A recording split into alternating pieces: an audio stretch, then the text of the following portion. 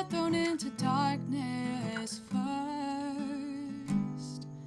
And before they know what is happening, no, they find that they're ready to burst through the ground to bloom.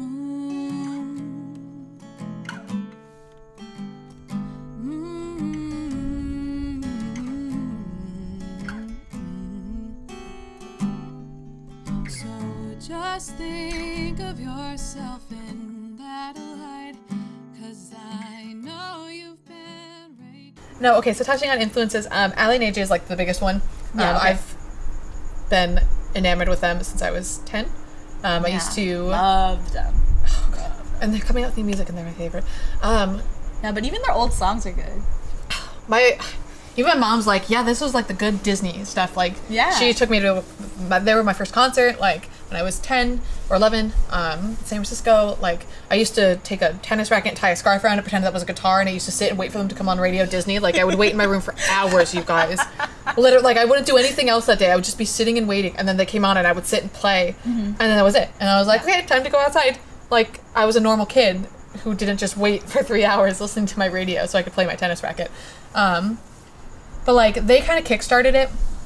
And, I mean, especially at that age, like, I always wanted something that was going to be personal and that meant something and that dug a little deeper.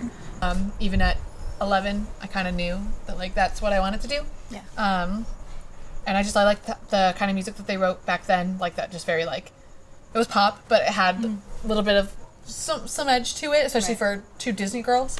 Yeah. So I really wanted to write like that, and then as I got older, Sarah Bareilles kind of became that person where she has a lot of really cool jazz influences. She's got a lot of, like, she's got the pop, the rock, the singer-songwriter, especially after writing Waitress, like, you can tell that she's got more of the musical style kind of going through her right now. Right. And you said you were a theater kid as well. I mean, a bad theater kid, but I was a theater kid nonetheless. That's what you went to school for, though. Yes. But I ended up, I found Paradise Perks, and that's what I spent most of my time doing, was music at that point. Gotcha. But, like, Sarah Bareilles is, like, a genius when it comes to conveying her thoughts and emotions and putting them down into, like, a beautiful melody. And she's also incredible at playing piano, incredible at playing the guitar, plays the uke. She's funny. She curses when she's on stage. Like, she's just a super like chill. I wish. And so having the three of them, so the two separate, like, groups, but the three of those, like, strong female writers, especially now, like, that's really important to me. And especially since Ali and AJ are coming back with new stuff, it's cool to see that these artists continue to hold down their integrity, even if they're kind of playing with what's popular or what they, like, however they're doing it. Like, they're following a lot of the trends, but also breaking through a lot of barriers as well by still integrating themselves into it, which I think is really cool. And like I said, their lyrical prowess is, like, unheard of to me. So I love them. Still want to go on tour with Ali. I do really badly. That's been my dream since I was a kid. I used to be their opening act. I used to sit.